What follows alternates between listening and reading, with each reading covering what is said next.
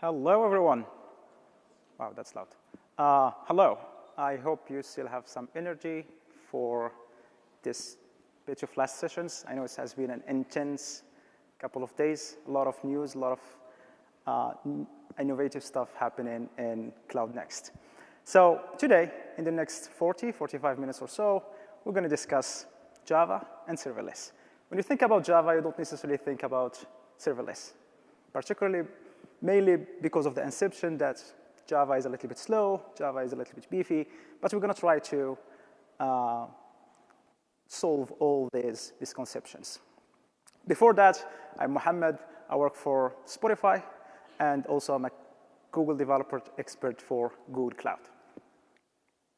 So what we're going to discuss today, we're going to start by having a quick look into software architecture and how it evolved in the last 20 years or so. We're going to discuss what we mean by serverless, because I feel like it's an overloaded term that can mean basically everything and nothing.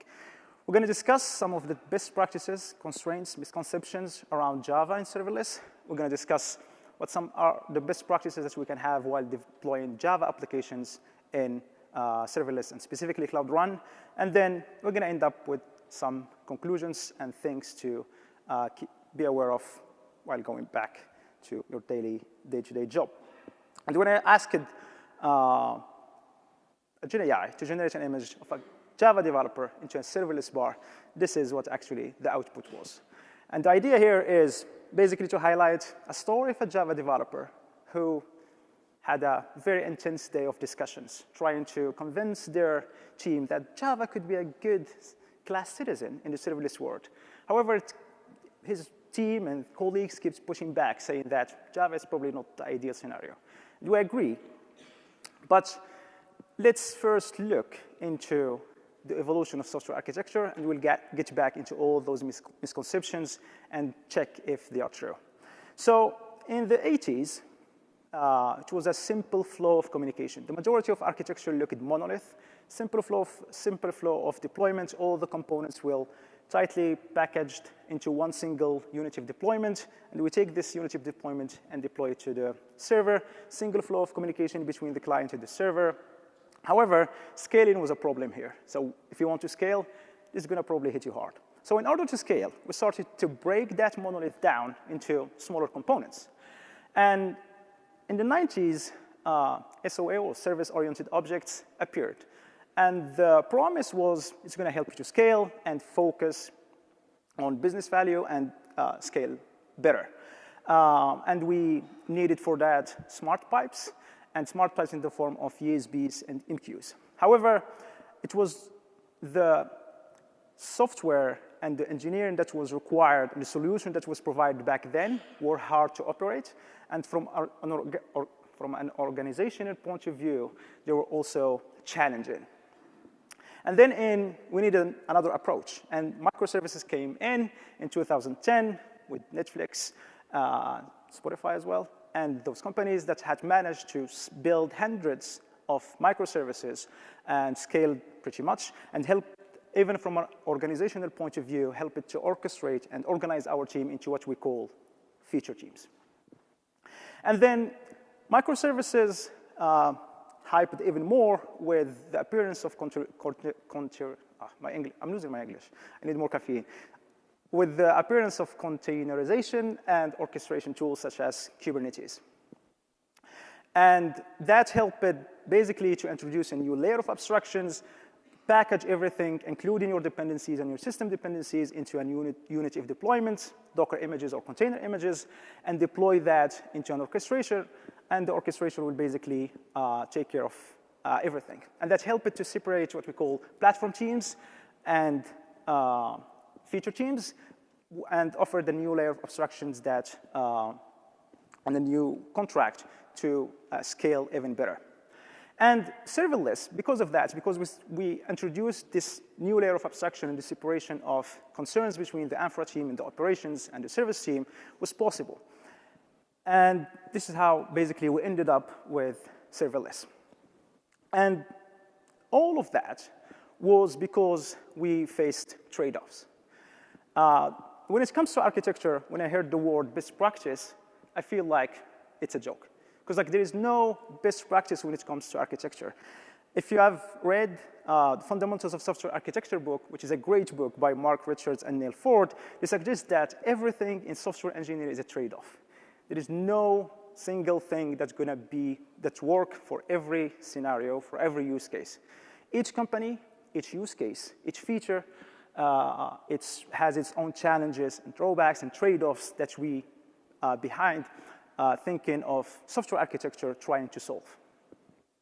Some of these trade-offs and challenges, for example, is performance. We need to think about how fast we want our application to start. Is latency important? Are we building a latency-sensitive applications? Efficiency. How much resources do we need our application to take? Of course, if you have infinite amount of resources, you can build one of the greatest applications in the world. But we have limited amount of resources that we want to optimize for. And optimizing and having efficient resource utilization, of course, make our application even more cost-effective. Because at the end of the day, be it if you are using it on the cloud or having your own servers, you are paying for that resource consumptions. Scalability and resiliency. How much you want your application to scale. Do you want it to be multi-region or in one region? How many instances you want to have? All of those questions, all those trade-offs are important questions that we need to ask. Also, sustainability and maintainability. We know that when we build software now, we need it to run for years to come. So maintainability is an important topic, not only for the code, but also for the architecture as well. So serverless architecture, for that, we started what we call 12-factor apps.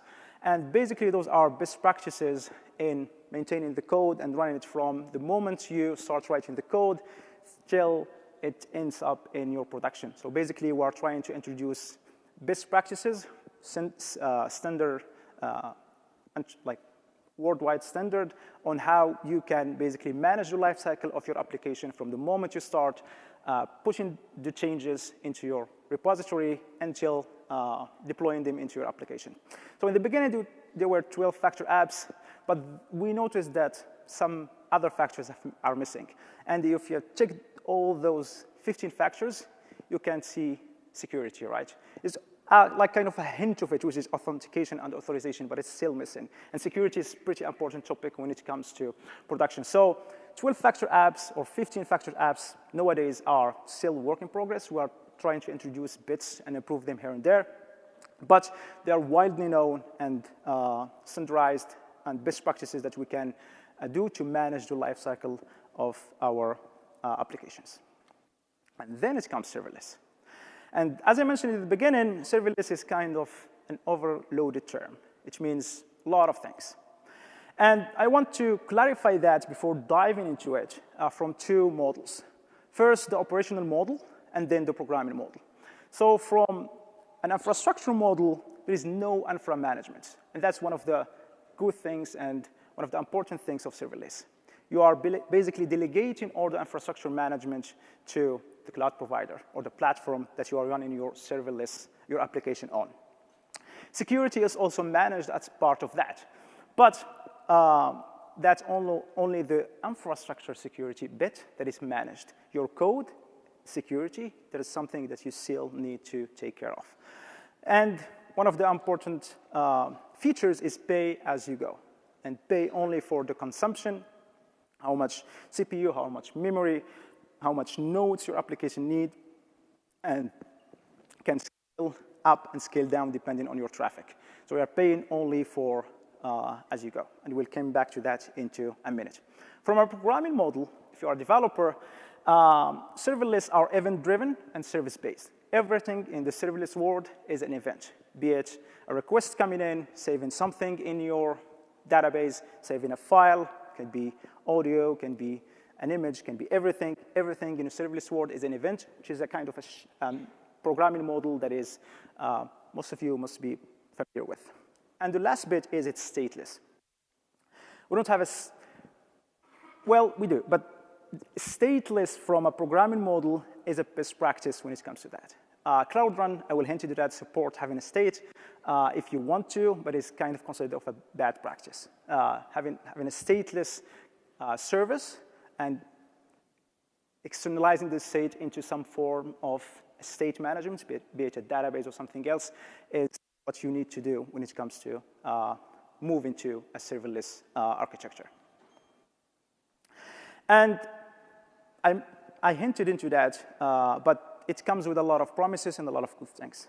Simplicity, because basically you delegated all the infrastructure management, and the runtime is managed by the platform and the cloud provider, in this case, Google Cloud Platform. It is cost efficient because you are only paying as you go, only using the resources, only paying for the resources that you used, and if there is no request, your application is idle, your service is idle, there's no cost that you need to pay for it.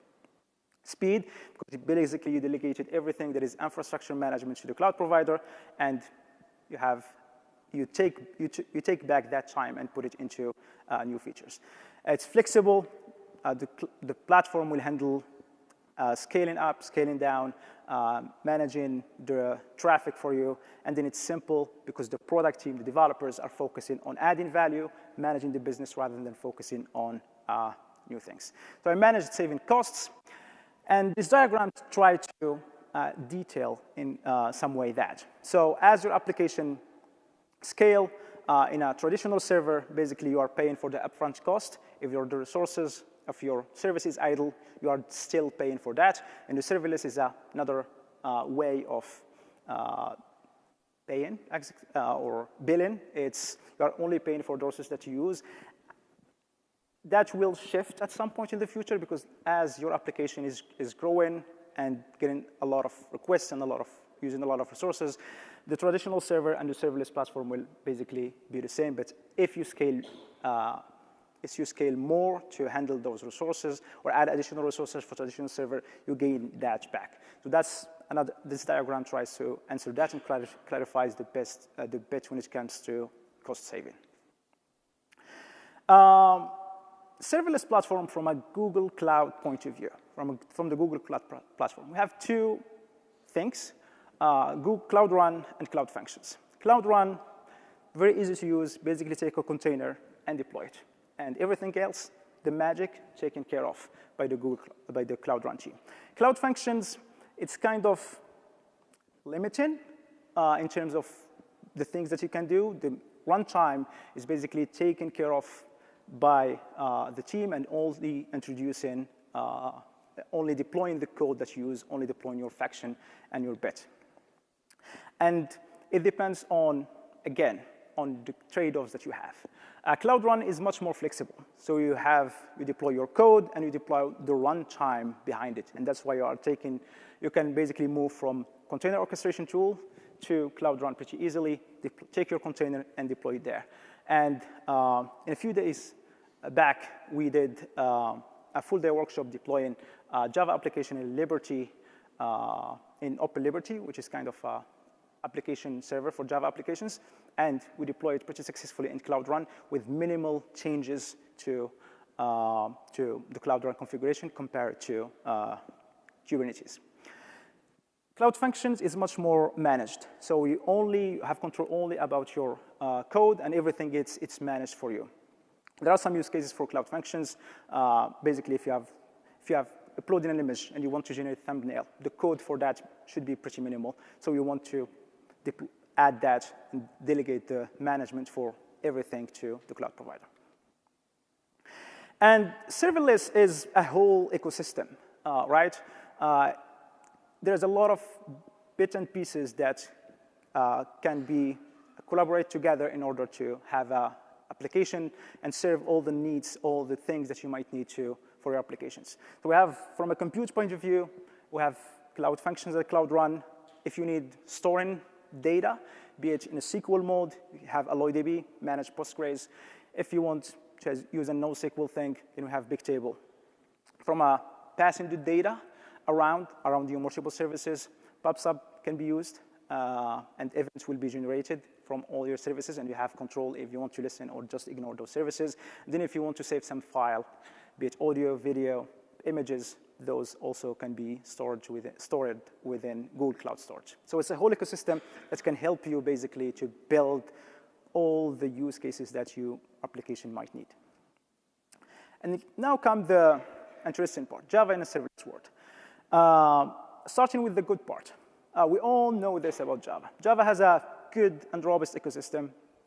It's been running for 20-ish years now. So the system is pretty mature. There are a lot of technologies and a lot of tools that enable you to do whatever you want with your Java applications.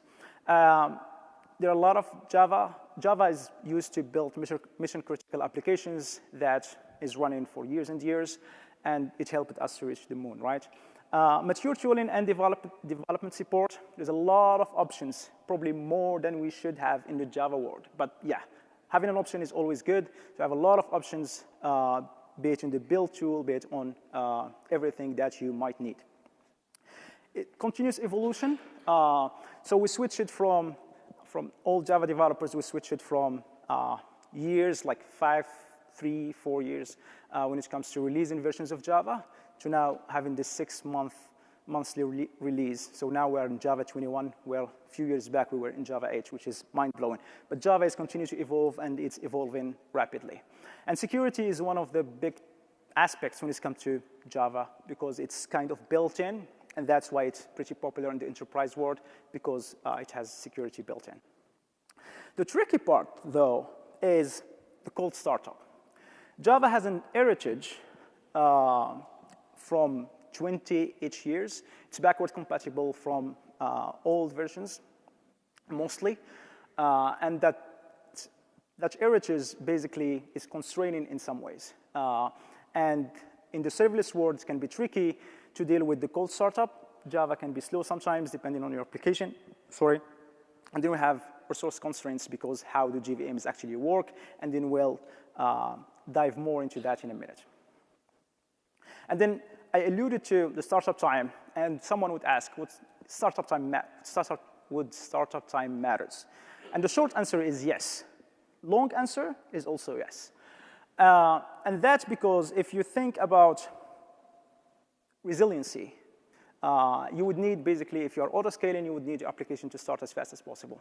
And starting as fast as possible, meaning that you can handle the traffic shift, or the shift in the traffic, faster. If your application is slow, meaning that the nodes are under stress, and that can basically affect the performance of your application, you might start dropping requests, or that can lead to what we call cascading failures, with one application starts failing, and then the whole thing starts falling as the domino effects. So startup time does matter, even for Java applications, and especially for the case of serverless. And the rest of the presentation, we're going to dive into some mitigations in how to make Java and alleviate the resource constraint part, and also the startup time and the speed for the Java applications. Starting with the optimization that we can adopt from the runtime, which is in Google Cloud. We have what we call CPU allocations. And having options is, I mentioned that having options is always good, and Cloud Run offers options. So allocation to CPU can be done in both ways. The most standard way is throttled CPU, which is basically we're allocating CPU for the requests for handling your application. Once you finish, we're basically thinking that's a CPU, so you're paying only for the amount that your application used. CPU always allocated can be used for some sort of application. And basically, you're allocating the CPU from the moment you start your application. And in most of cases, we're basically using throttled CPU. But in some use cases, you would need to use always allocated CPU. If you are running threads, multiple threads, and you would need to do concurrent programming, CPU always allocated can be important for you. If you are dealing with a lot of GDB connections, managing that pool connection can be tricky, especially if you are allocating CPU back and forth. So you want to have that always CPU, and so on and so forth. So we have the options, and having the option is always good. So that's one part of it. Second part is concurrency. I talked about having a stateless application is good when it comes to serverless, but imagine, for example, you're having a stateful applications where you can't have multiple requests concurrently, then you can disable concurrency in Cloud Run and specify concurrency to only one, meaning that each node will handle one request. Of course, it has the drawback that you would need more node to handle the same traffic compared if you enable concurrency. But you have the options, and having options is always good. So that depends on you. The maximum concurrency request that you can have is 100. Last time I checked, I might be wrong, given that there's a lot of new features introduced in Cloud Run. But concurrency, if it's enabled, then the amount of nodes that you need to handle the same traffic is definitely less, as shown in the graphs below. Autoscaling. Autoscaling, it's my favorite feature in whatever platform it's available for it. Especially if you're on call, but it will help you to sleep better. It helps you to pursue other things, be it music, guitar, whatever. But it's really important. It saves a lot of time to pursue other things, especially if you are on call. Autoscaling, enabled by default for serverless platform, one of the greatest features, and it's also available in Cloud Run. And in Cloud Run, you have two modes, either CPU usage, by default 60%. Again, last time I checked, you will kick autoscaling, or request concurrency. If you hit the maximum max concurrency, then the autoscaling will kick in. And especially it helps if in the middle of the day if you are having a good day. You posted something on Reddit and that blew up, you're receiving suddenly a lot of traffic. Having autoscaling is always good, rather than getting paged in the middle of the night and waking up. Autoscaling is good, but also don't be too optimistic. Always set in the maximum amount of nodes that you would need. For example, if you got hacked and someone is buying in Bitcoin on your service, you don't want to have that. So setting the maximum amount of size is always recommended. Health checks. Another important topic when it comes to deploying cloud-native applications, and especially serverless. And we have two things. Startup probes, really important to tell the platform or the infrastructure that your application is ready to start serving traffic. Especially if your application is slow. I mentioned that we did a demo with an Apple Liberty, which is relatively slow. It takes some seconds to start up, but we managed to deploy it on Cloud Run. And we managed to do that by setting up startup probe because we said, oh, wait until hit this server, that hit this endpoint that till the server is actually ready to serve in traffic. It's really important, both for starting up your application, because you don't want your platform, Cloud Run in this case, to kill your application before it's actually stable to serve traffic. And we also have liveness probe. Liveness probe is when your application is running and you are reached a deadlock. So your application is no longer service traffic, just like battling to get that lock back. So the platform will basically send in pings, it's like heartbeats, and then checking if your application is healthy. If not, it will kill it and start it up again, and that can help you increase the resiliency of your applications. Startup probe and liveness probe increase the resiliency of your application and help in serverless environments. And last but not least, I think CPU boost. And CPU boost also when you have applications that having trouble to start fast. Cloud Run, it's enabled by default now. So Cloud Run will add additional CPU boost for your application and actually to start faster. It's enabled by default for your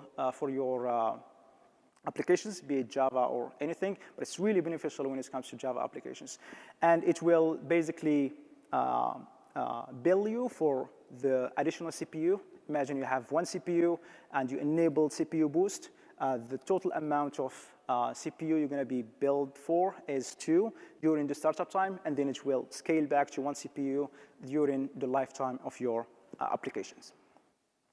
The choice is yours. Again, you have options. That depends on your applications. It's a question of trade-off, so you are in control here, and you are in the driving seat, basically. Java-specific optimizations. Now, we finished with the Cloud Run, and we are going to dive into what we can do from a Java point of view. Starting with using the latest version of Java. I can't stress enough how simply switching from old version of Java to a new version is actually beneficial. And here, OptaPlanner did a benchmarking comparing startup time of Java 11 and Java 17 and all the versions in between. And you notice that startup time is much more faster to Java 17 compared to Java 11. So switching can help you to increase decrease the startup time of your applications.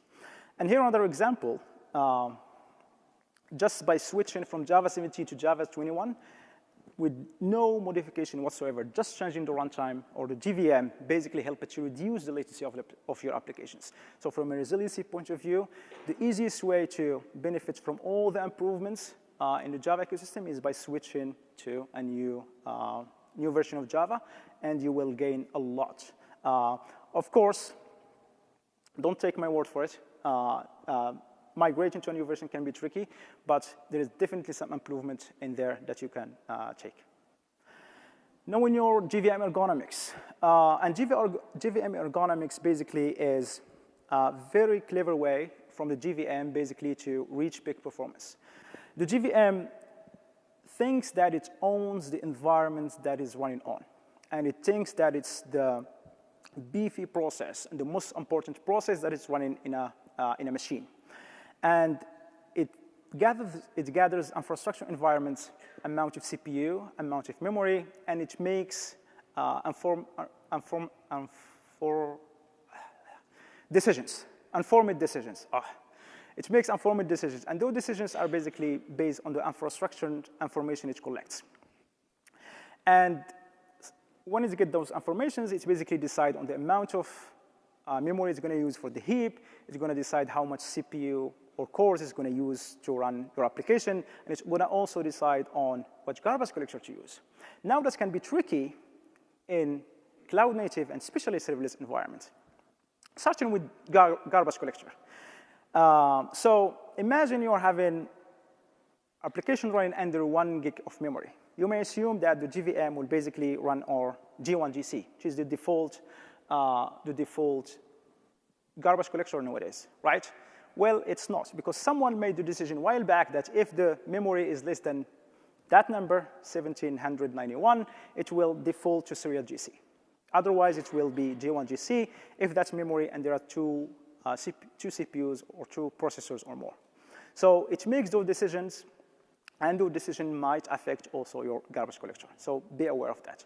Another thing is the heap size. So someone decided that if the available memory for your applications is 256, it will be 50% of the available memory. If not, if it's between 256 and 512, it's not a percentage, it's a fixed number. Otherwise, if it's more than 512, it's another percentage, and it's only 25%. So all those things might affect the performance of your application, especially in serverless and container environments. So be aware of that. And how to overcome those things is basically to tune your JVM. There are multiple options, multiple flags that you can use to do that, starting with using container supports. That's available by default. Memory management, basically RAM percentage and max min initial, that help to make informed decision to your JVM. Setting the CPU core as well, picking your own garbage collector. If in doubt and want to debug how the JVM is behaving, what flags it's actually picked, you can always print flags final, and that will print all the information that the JVM is using during startup time, and that will help you to understand why the JVM is behaving the way it is. This is a very good table comparison from the Java team in Microsoft that did different infrastructure settings and compared what garbage collection is best for different settings, and it basically tells which one to pick in different configurations. Great resource, check it out. The second thing is tiered compilation. Tiered compilation was introduced in Java 8 and made by default. Prior to that, we have 2 levels of compilation, or 2 types of compilation, C1 and C2. So C1 was the client mode, for those who remembers it. Client mode, if you have less than 1 core in your machine, basically developer machines, we defaulted to C1, and that is focusing mainly on improving startup time and reaching native compilation fast. C2 is the server mode. That's how it was called back in the days. And it's basically, it could take some time, but it's more focusing on reaching peak performance slowly. Since Java 8, we're basically mixing those two modes. So we have a bit of C1 and a bit of C2, and that's what we call tiered compilations. In serverless environment, since we are interested in reaching startup time faster, setting up the tiered compilation to C1 might be beneficial and can improve the startup time of your applications. And we will get into that in a minute. Class data sharing. And the idea here is take all the archive that was generated from the JVM and share it between all the instances. So when you want to execute a class file, the JVM basically needs to look for a class name in the jar, load the class, load the bytecode, verifies it, compile it, and then put it into an internal data structure. That takes some time, and it's most noticeable when you have 100 or even a couple of thousands in a typical Java application nowadays, right? The problem is this data structure, this data is actually the same if the jar doesn't change. So whenever you run your application, the JVM needs to do all those steps and come to the same conclusion each and every time. The idea behind class data sharing is basically take this data, dump it into an archive, and reuse it in every run, which can save startup time in some scenarios. And there are two types of archives, static and dynamic. Since Java 13, the dynamic one, basically you generate the archive and then you specify shared archive file in your runtime, and then basically you tell the JVM to use it. And it's consistent, so you would need to use the same JVM each and every time you run it. And its compatibility, it's something you need to be aware of. You would need this, the default JDK is not generated. You would need it by default in static dumps. Crack, or coordinated restore at checkpoint. Crack is a new project in the OpenJDK, and the idea basically is to improve startup time and reach peak performance. So to run a Java applications, what we have is we compile our bytecode, compile our classes, we generate the bytecode, and then we archive them or dump them into an archive, and then we deploy that, and then the JIT kicks in, optimize our bytecode, and then compile it into native code, and that's how when we reach peak performance. Crack, hello? Yeah, Crack basically benefits from reaching the peak performance of the JVM. And it's basically taking a snapshot. Think of it as taking a snapshot of your JVM or taking a snapshot of your container. So we take a snapshot of the JVM, and then in subsequent runs, we basically run that snapshot, which improve the startup time of your application and also improve peak performance, and it can be available from the first request once the snapshot is generated. And it's easy developer onboarding because we are using the same JVM environment, the same Java without changing anything.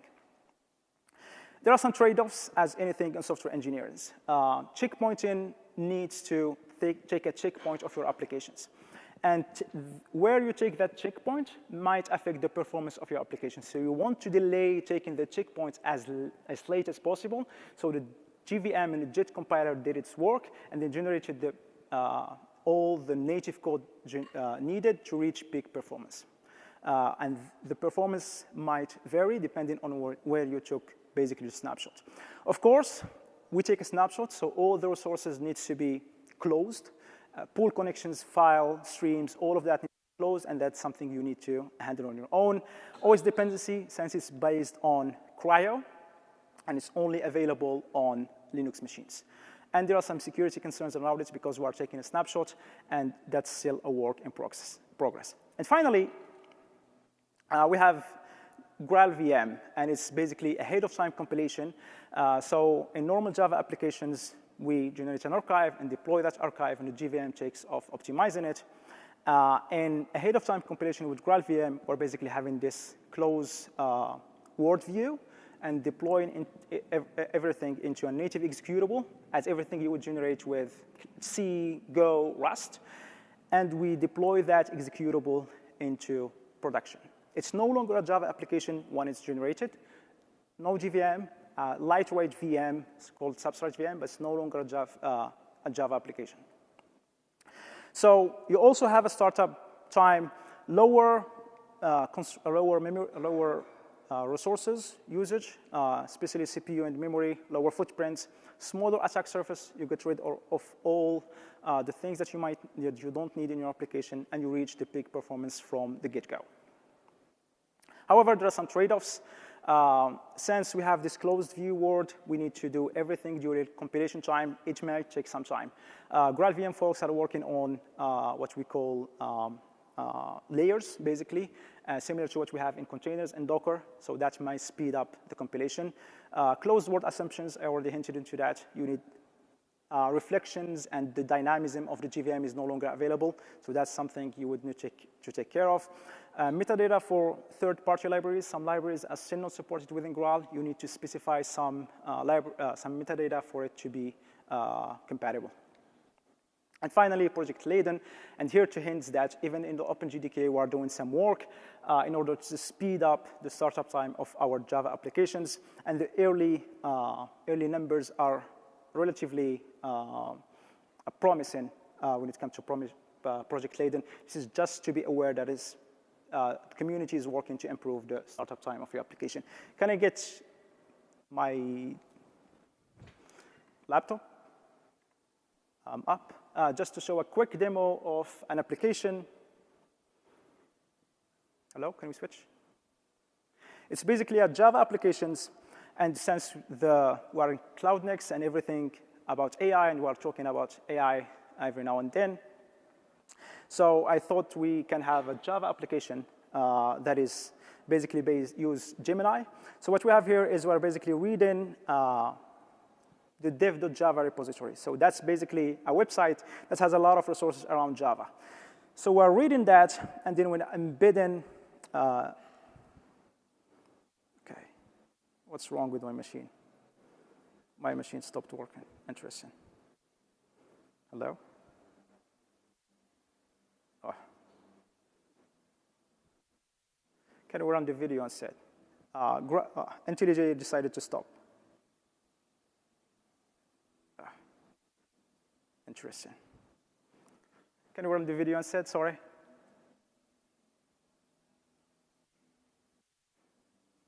Can I OK, quit.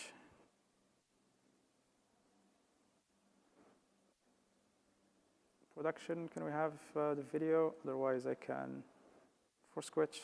Yes. IntelliJ. IntelliJ. Starting, please. Demo gots. Still have 5 minutes. That should be enough. So, yes, I'm back. OK, so we have a Java application. Yes, it's still there. Java application that reads a website, and it's basically use Gemini, and we are doing RAG application. So we're taking the knowledge that is in that website, adding it to Gemini, and then asking some questions. And here I'm a prompt that's saying, answer the following question as best as you can, and provide as much information from the website as possible. And having a list, so let's start with a demo first. So that's the service, and I'm having basically a simple controller that is called chat, and also my application is running here. And sorry here, so what is JFR? What is Java Flight Recorder? Application is running locally first. And it will basically come up with, unless it takes sometimes, I would have a database with that, but just for the sake of the demo, I'm having it locally. What is G shell? So it loads all the information in the website, embed it into the Gemini, and then ask your questions or the learnings about Java that's available in that website. That's not the interesting part. What I'm trying to show here is this thing.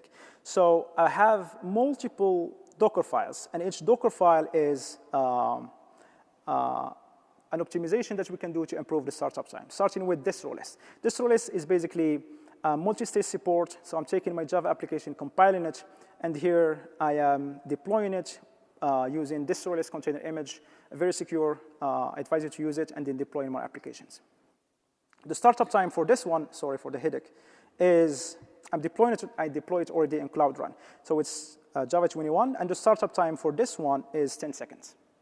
So I'm using basically Spring Boot application, and I'm using the startup time that could be indicative for the usage of it.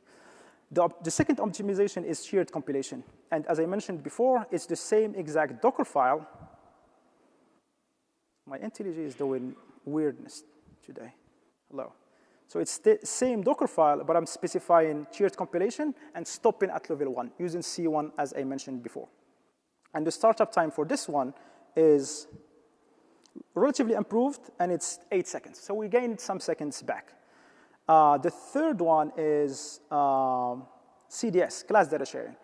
It's a little bit longer since I needed to download the archive and then generate the archive. So I'm generating the archive here, this one, and then I'm using it in the last one.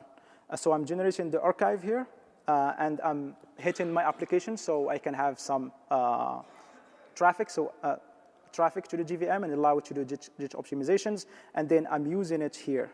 So I'm using this app GSA, which was generated somewhere in here. Here. So this one for generating the archive, and this one is for using it. And then if I run that, my application starts only in 4 seconds now. OK, 4 seconds is good, but let's do more optimization using Crack. Crack is a little bit more complex to do. Taking a snapshot, so I first have this Docker image, and all the magic happens in this entry point. And the entry point is running my application and generating the snapshot and hitting it with some traffic and taking a snapshot of that image while loading. So once I generated that, took that container image and deployed it to Cloud Run, my application actually starts in 1 second-ish. Good. Can we do more? Yes, we can. We can use native image. And here we are using GraalVM. So we're taking our application and deploy it natively, so we have a standalone native application. And the application start now is less than 1 second. So the application that was starting in 10 seconds in Cloud Run, same environment, now it starts in less than 1 second, which is really great. Can I go back to my slides, please? Awesome. Thank you very much.